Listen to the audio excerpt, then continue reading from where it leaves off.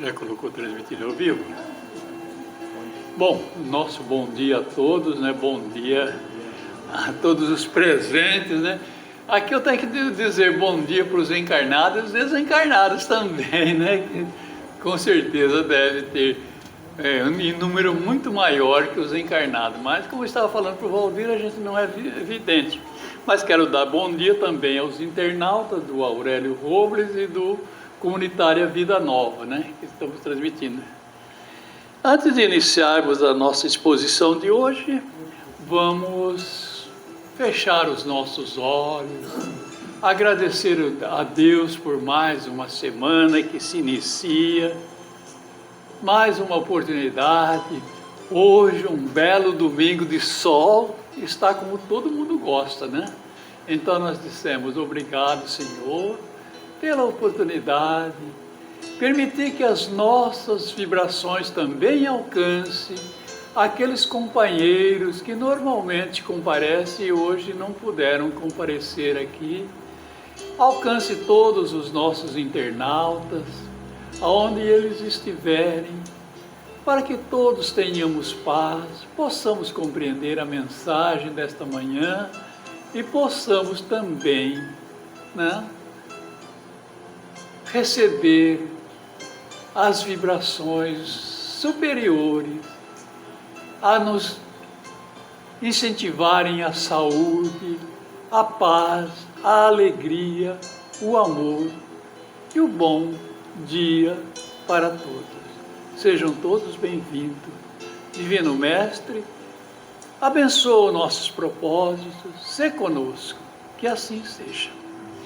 Bem, hoje o nosso tema é atributos da divindade. Nós estamos continuando o Livro dos Espíritos. Como todos sabem, cada um de nós, dos expositores, faz um capítulo, se encarregou por um capítulo. A mim coube o capítulo 1, né? Que é Deus, né? Sobre Deus. E hoje nós vamos estudar um subtítulo que se chama Atributos da Divindade. É muito importante nós pensarmos na divindade,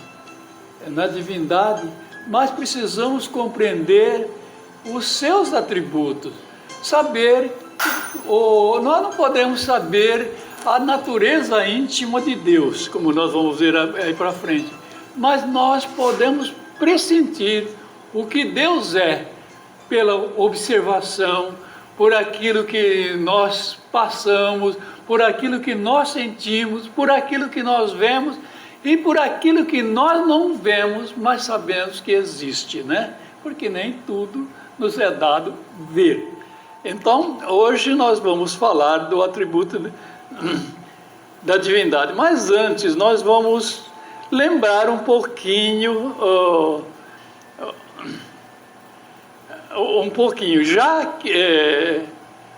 já vemos as provas da existência de Deus, né? Então, uma colocação que tudo prova a existência de Deus, né? As maravilhas da criação, nós mesmos, os nossos sentidos, o conjunto dos nossos órgãos, e tudo aquilo que o homem não fez, né, é obra de Deus. Lembrando uma questão, essa aí é do, deixa eu ver se eu tenho ele aqui, é do Kai Barchútio, né? Isso eu aprendi bem pequenininho, viu? Decorei na época. Hoje eu penso e raciocínio sobre isso, né? Raciocínio sobre isso. Tudo que o homem não fez é obra de Deus. Então eu penso, tudo que o homem fez também é obra de Deus, porque o que o homem fez, ele fez com a matéria-prima. E quem fez a matéria-prima? Quem que lhe deu a matéria? Porque quando nós nascemos, nós já encontramos esse mundo, não encontramos? Encontramos o mundo como todo, né? Os nossos ancestrais fizeram tudo o que nós usufruímos. Mas vamos imaginar os primeiros que vieram no mundo. Eles não tinham nada feito, mas eles tinham tudo em potencial para desenvolver. Toda a mercadoria, né? Todos os produtos básicos estavam aqui na Terra. E o homem foi desenvolvendo sua inteligência e trabalhando e construiu essas belezas, esses edifícios, né? Essas rodovias, esses carros, essa internet e tanta coisa. Mas tudo dentro daquele princípio. Se não houvesse matéria-prima, se não houvesse material para ele trabalhar, o que ele podia fazer? Nada. Então, dependemos de Deus, né?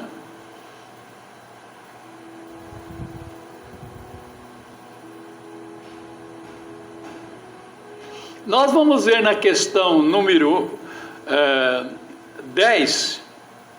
Pode o homem compreender a natureza íntima de Deus?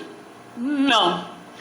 Falta-lhe, para tanto, um sentido. Os Espíritos responderam: qual é esse um sentido que falta, né? É um sentido de percepção das coisas superiores, né? Então falta-lhe esse um sentido. Então o homem não pode compreender toda a natureza íntima. Por mais que nós analisemos, sempre fica alguma coisa que nós ainda não entendemos. Mas já entendemos o suficiente para nos incentivar, para nos fixar na vida, para nos orientar na nossa caminhada. Nós já entendemos. Então isso é importante. Será dado ao homem compreender os mistérios da divindade? E os Espíritos responderam, né? Quando o seu espírito não estiver mais obscurecido pela matéria, pela sua imperfeição, se houver aproximado, então verá e o compreenderá. Então, enquanto o homem estiver assim na sua imperfeição, é difícil, porque a nossa mente ainda não dá para ver uma coisa superior. É muito difícil nós nos imaginar uma coisa superior. Então nós imaginamos Deus em todos os tempos, julgando segundo nossos parâmetros. Quer dizer, se nós queremos ver Deus segundo as nossas qualidades, segundo a nossa complexão física, que há uma colocação lá na Bíblia, que Deus criou o homem à sua imagem e semelhança. Isso aí, se tomado ao pé da letra, ou como o homem sempre tomou ao pé da letra isso, ele criou um Deus, desenhou um Deus. Como que era o Deus que nós aprendemos lá desde criança a ver, que passaram imagem para nós? Era um ancião, né? Um velhinho, com uma chibata na mão, né? Ou com um azorrague, sei lá, uma coisa, algo que batesse, barbudo, né? Cara feia, sisudo, uma cara de mal. Será? É porque o homem julgou Deus pelas suas coisas, pelas suas qualidades.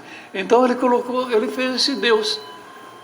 Mas Deus não pode ser a semelhança do homem, porque o homem, o que é o nosso corpo? O que somos nós homens? Nós temos o nosso corpo que foi projetado para a gente viver neste ambiente, na Terra. O nosso corpo, se sair fora da Terra, sair fora do poder de atração, da gravidade da Terra, o nosso corpo se desfaz, porque o nosso corpo foi projetado. Tem gente ainda esperando ressuscitar e levá-lo para o céu, né?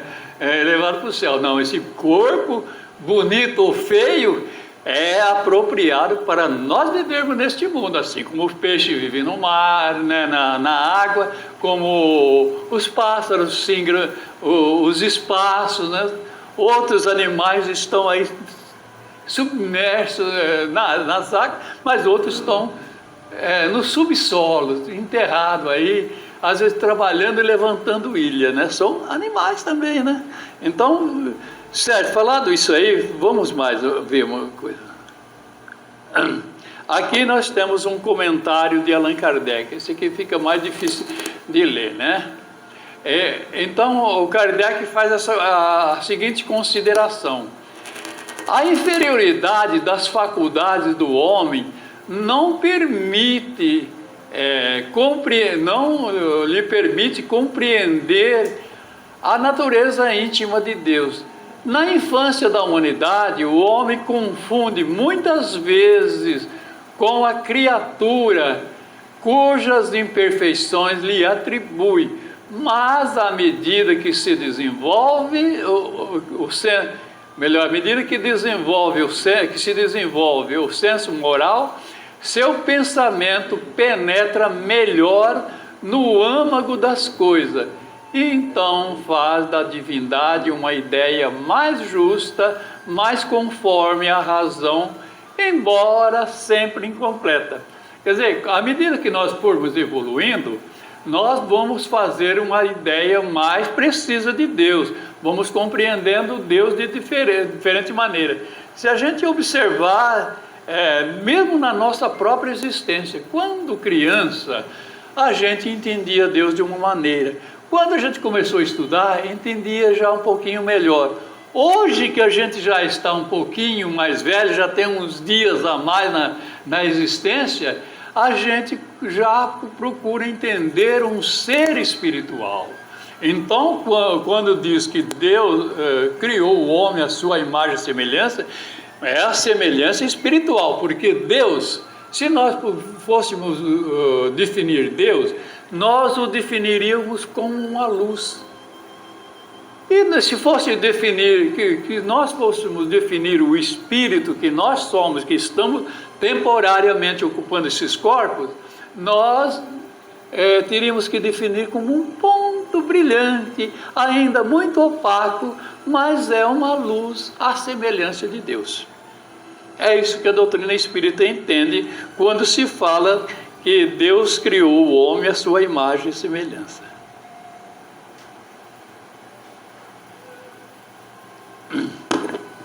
Aqui a questão 13, né? Ela é uma questão um pouco longa. Quando dizemos que Deus é eterno, imutável, imaterial, único, ali saiu único, né? Único, onipotente, imutável, imaterial ou onipotente, e soberanamente justo e bom, não temos uma ideia completa dos seus atributos? Do vosso ponto de vista, sim, porque acreditais abranger tudo, mas ficais sabendo que acima do que o homem mais inteligente, para as quais as vossas linguagem limitada, a vossa sensação, quer dizer, deixa eu repetir que eu me perdi aqui. Do vosso ponto de vista, sim, porque acreditais abranger tudo, mas ficais sabendo que acima do homem mais inteligente, o que para os quais a vossa linguagem é limitada a vossa limitada às vossas sensações, não tem como expressar. A razão, com efeito, vos diz que Deus deve possuir essas perfeições num grau supremo, porque se tivesse uma só a menos, ou não a tivesse em grau infinito, não seria superior a tudo e de todas as coisas. Deus não pode achar-se sujeito a nenhuma vicissitude, nem sofrer nenhuma das imperfeições que a imaginação pode conceber, né? Bom, quando se diz que Deus é único, Deus é todo-poderoso, imutável, Deus é imaterial, Deus é eterno, Deus, né, é soberanamente justo e bom. Já é para nós uma abrangência muito grande, né? Dá para nós imaginar, depois nós vamos ver isso, né? Então já é uma abrangência. E ele perguntou se nós estamos aí, nesse caso, quando nós pensamos, Deus é único, onipotente, onipresente, né? Deus é todo-poderoso, né? Tem todo poder, é eterno, né? Eterno. Nós achamos que já estamos falando tudo, mas ele disse não, porque há muitas coisas acima de nós que nós não podemos entender. Por mais inteligente que seja o homem, ele vai até um certo ponto, até uma certa altura a sua imaginação, mas chega um ponto que ele não consegue avançar. Isso porque seria outra matéria para a gente dizer, porque ele precisa evoluir também em condição moral. A sua condição intelectual, ela evolui até um certo ponto, mas se a evolução moral dele, quer dizer, se ele não se tornar bom, ele não consegue avançar, porque ele fica confundindo as coisas, porque ele precisa ter moral para julgar as coisas superiores. Se ele não tiver moral, ele não consegue. Então um dia nós vamos ter essa condição, né?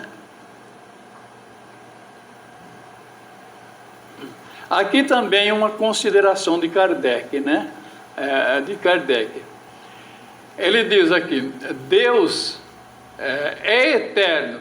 Se tivesse começo, teria saído do nada, né? Ou então teria sido criado por um outro ser anterior.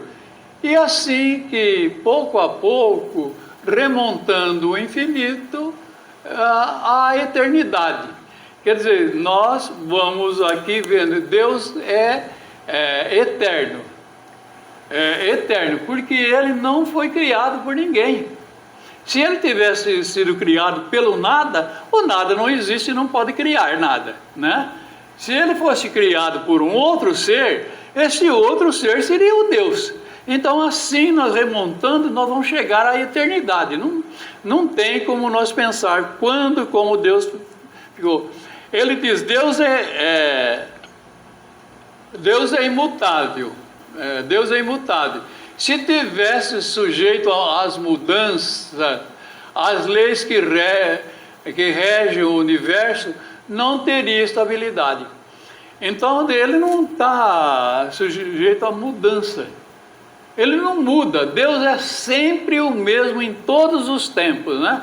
Se a gente tomar a Bíblia ao pé da letra, a gente vê que Deus criou o homem, e depois Deus se arrependeu. Seria um Deus tão mutável quanto o homem mais vil, né? Diríamos assim. Quanto o homem mais pusilânime, mais fraco, né? Mas Deus não fez o homem se arrepender. É que os homens que transcreveram, embora com inspiração divina, né, escreveram os textos da Bíblia, mesmo do Velho Testamento, eles não tinham capacidade para transcrever nem aquilo que eles sentiam. Então passaram aí, admitiram um Deus frágil, um Deus pusilânime, um Deus que podia estar arrependendo. Será? Deus é onisciente também, né? Além de onipotente, onisciente. E ele sabia tudo o que ele estava fazendo. Ele é perfeito. Então ele não podia ter criado uma coisa, criado o homem, depois ter se arrependido de criar o homem, né? Depois vem Deus, é imaterial. Isto é, sua natureza difere de tudo que chamamos matéria. De outro modo, ele não seria imutável, porque estaria sujeito às transformações da matéria. A matéria é uma coisa que sempre se transforma. Tudo que é matéria se transforma um dia, né? A gente vê os que têm vida orgânica, nasce, cresce e morre, né? É matéria. Mas a própria matéria bruta, os próprios minerais, os próprios seres, eles se agregam, depois se dispersam, né? Então tudo, o nosso ar se modifica constantemente e tudo. Então o que é matéria? O homem, que é de matéria orgânica, nasce, cresce, né? Reproduz, fica velho e morre, e se destrói, né? A matéria se destrói. Por isso que nós admitimos o princípio espiritual, que é indestrutível, e, né, esse não é ele é imutável quanto à natureza, mas ele está submetido a uma lei do progresso, ele tem que progredir. Então, diríamos assim também, ele é imaterial. Se ele fosse matéria, ele estaria sujeito à mudança. Então, ele é muito diferente daquilo que chamamos. É único. Se houvesse muitos deuses, não haveria unidade de vista, nem unidade de poder na ordenação do universo. Então, você pensou, se viesse, como os antigos acreditaram, né? Muitos deuses, eles eram politeístas. Se houvesse muitos deuses, será que eles iam se entender? Por perfeito que fosse, ia se entender? Então, não existe. Aí havia uma diversidade de poderes, né? E podia ser que a vontade de um não fosse a vontade de outro, né? Isso também julgando pela nossa capacidade intelectual de ver a coisa. Então Deus é único, né? Porque tem essa unidade, nós vemos no universo. Quem criou isso aqui, criou muito perfeito, né? Mais uma coisa, Deus é onipotente, porque é único. Se tivesse outro soberano, né? Se não tivesse o soberano poder, algo haveria mais poderoso ou tão poderoso, né? Quanto ele, não teria assim feito todas as coisas que não tivesse feito o que seria obra, e o que não tivesse feito seria obra de outro Deus, né? Aí eu coloquei outro Deus, eu coloquei aquele Deus com letra minúscula, né? Então, porque seria outro Deus, seria um Deus estrangeiro, não? Então o Deus nosso é o Deus único, a gente escreve com letra maiúscula. Quando eu falar outro Deus, podemos escrever com letra minúscula. Então, se Deus não tivesse se Deus não fosse onipotente, quer dizer, poder tudo, pode tudo. Para Deus nada é impossível. Porém, Deus criou leis naturais e não precisa estar alterando nada. Deus pode alterar. Deus pode parar o sol, né? Que não tem aquela colocação que diz, era o profeta Jó, quem que estava lutando lá, não lembro. Então, diz que Deus parou o sol. É porque se acreditava se acreditava que era o sol que movimentava. Hoje, ele teria parado a Terra, mas parada a Terra, rodando a 1.400 km por hora, né? É mais ou menos essa velocidade. Se ele desse uma freada, todo mundo sairia, né? E se a Terra parasse, cientificamente, e hoje nós sabemos, se a Terra parasse de girar, ela se dispersaria no espaço. Porque é o movimento de rotação e translação que mantém a Terra compacta, né? Então Deus tem todo o poder, mas Ele criou leis e que não pode ser contrariada. Porque Ele criou uma coisa perfeita, a sua criação é perfeita, para que nós evoluamos, para que nós crescemos. Então Ele criou todo esse complexo, Ele pode tudo, mas não vai desrespeitar as leis, como muita gente acredita aí em milagre, coisa não. Tudo que existe, que se faz, é dentro de uma lei que às vezes nós não compreendemos de imediato. E para finalizar aqui, Ele é soberanamente justo e bom.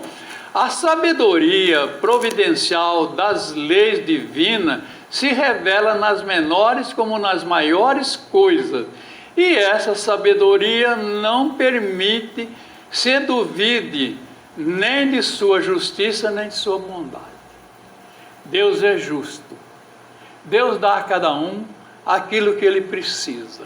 Deus pode até ajudar, aliviar, mas aquilo que é dele, ele vai tirar. Deus não é parcial, Deus não quer bajuladores, né? Como os homens querem bajuladores, que é aquele que ele chega lá, ele faz um agrado a ele. Bom, não podia fazer, mas eu vou fazer. É o chamado quebra-galho, ou jeitinho brasileiro, né? Não sei se é jeitinho brasileiro, jeitinho humano. Deus não tem isso, não tem. Deus é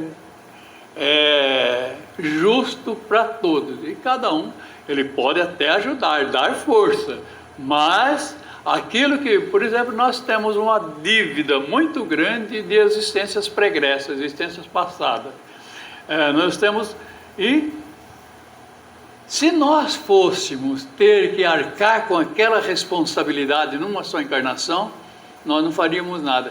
Então Deus, na sua bondade, permite que nós ganhemos condições morais e intelectuais para um dia nós respondermos.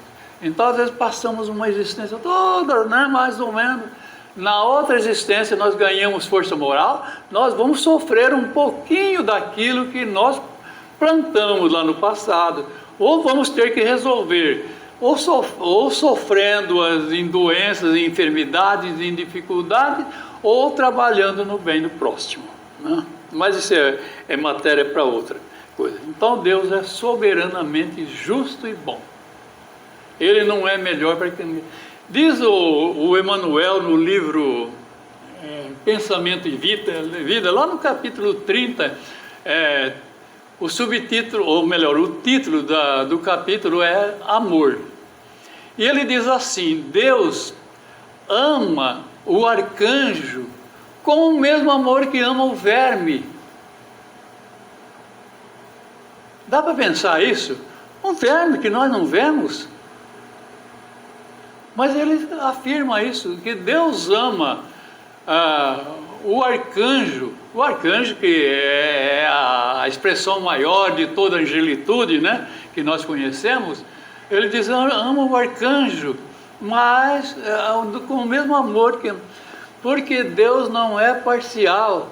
Deus não ama a mim porque estou aqui falando, porque eu faço, se eu fizesse, né? Mas vamos supor que eu faça todas as coisas direitinho. Ele não ama a mim mais do que às vezes aquela pessoa que está caída lá, porque ele sabe que todos estão caminhando para a evolução, e todos estão no seu ponto necessário de desenvolvimento. Então aquele verme que está lá atrás, que vai demorar trilhões de anos para chegar onde nós chegamos, ele vai um dia se tornar um ser perfeito também, como o arcanjo já o é. E ele diz mais ainda, que Deus tem para com os criminosos o mesmo olhar de compassividade que tem para os mais fiéis dos seus servidores. Então Deus ama todo mundo, porque Deus compreende e sabe que a situação que se está passando é transitória, é temporária, e um dia chegaremos à perfeição. Bom, agora nós vamos entrar aqui. O que nós falamos até aqui já falou todas as questões do livro, do subtítulo,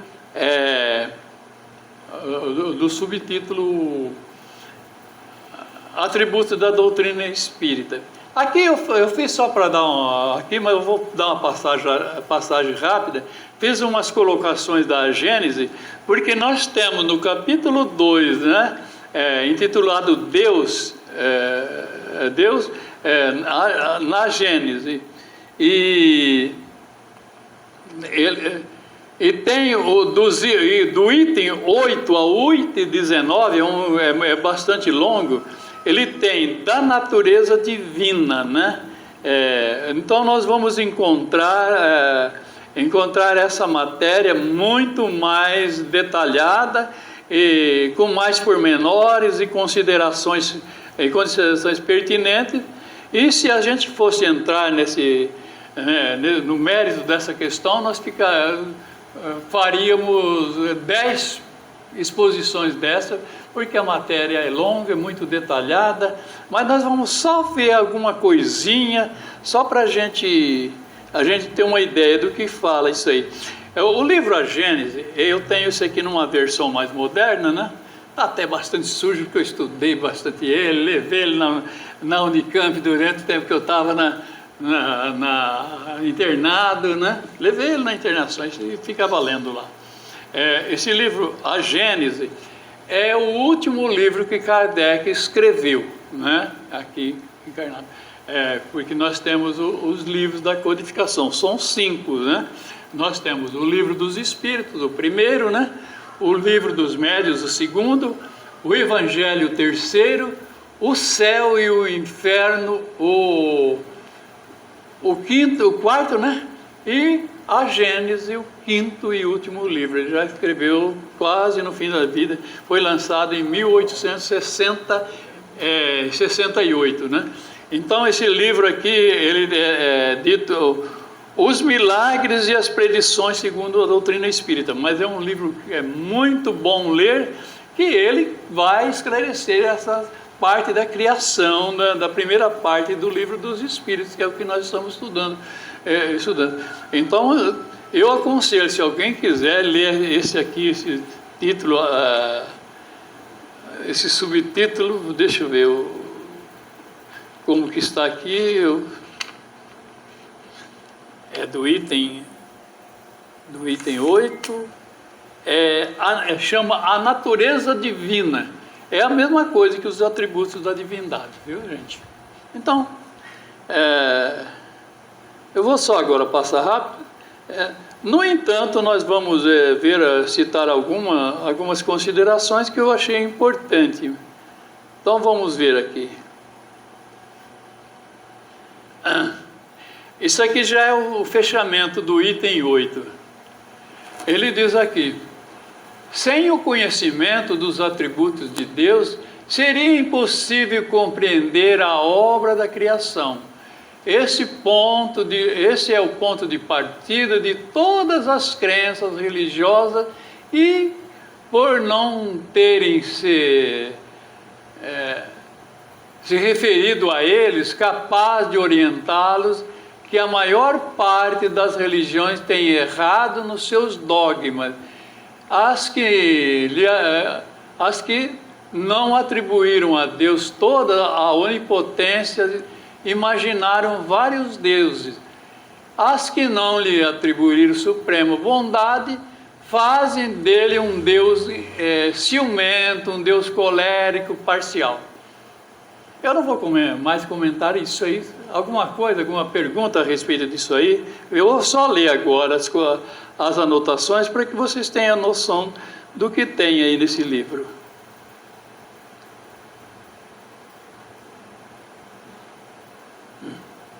É o item 19, né? Deus pois, a suprema bondade, a suprema e soberana inteligência, é único, eterno, imutável, imaterial, todo-poderoso, soberanamente justo e bom, infinito em todas as suas perfeições. E não podia ser diferente disso. Essa é a base sobre a qual repousa todo o edifício universal. E é fora, e o fará de onde os seus raios, melhor, o farol, eu coloquei errado aí, é o farol de onde todos os raios se estendem, escrevi isso agora de manhã, sobre o universo inteiro, e que só pode guiar o homem em busca da verdade. Seguindo essa luz, jamais se extraviará, e se tantas vezes se equivocou, é por não seguir o que for indicado. Este também, agora eu passei para outros slides aqui.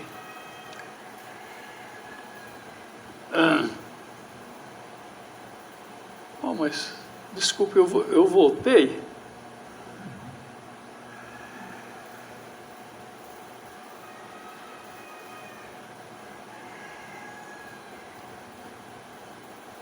Aqui tem, eu inverti, é o item 15, eu acabei invertendo aqui, fiz as pressas. Deus é infinitamente perfeito e é impossível compreender Deus sem o infinito de todas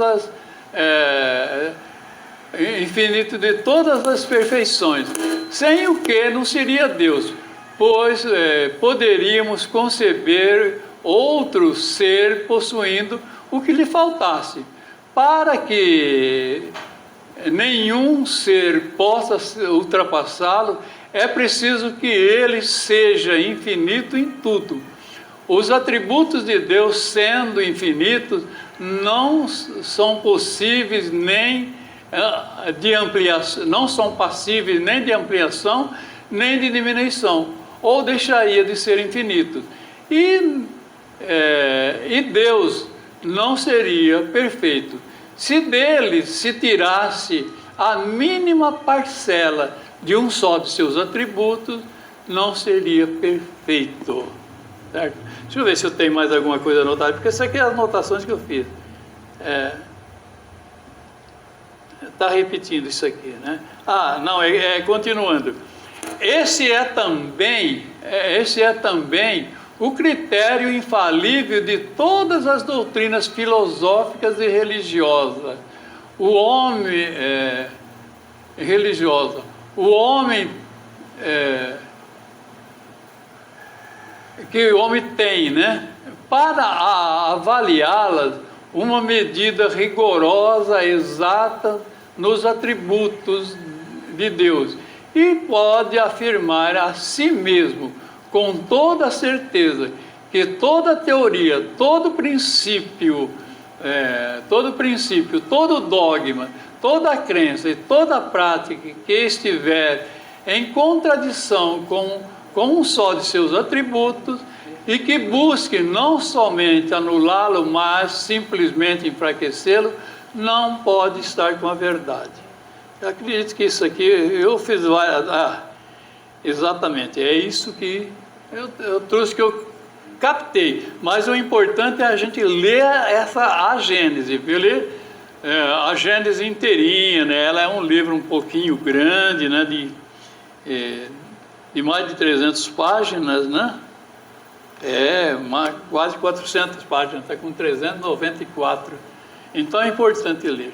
Então era isso, gente, que a gente queria passar para vocês na manhã de hoje. Muito obrigado a todos, né? Nós vamos agora para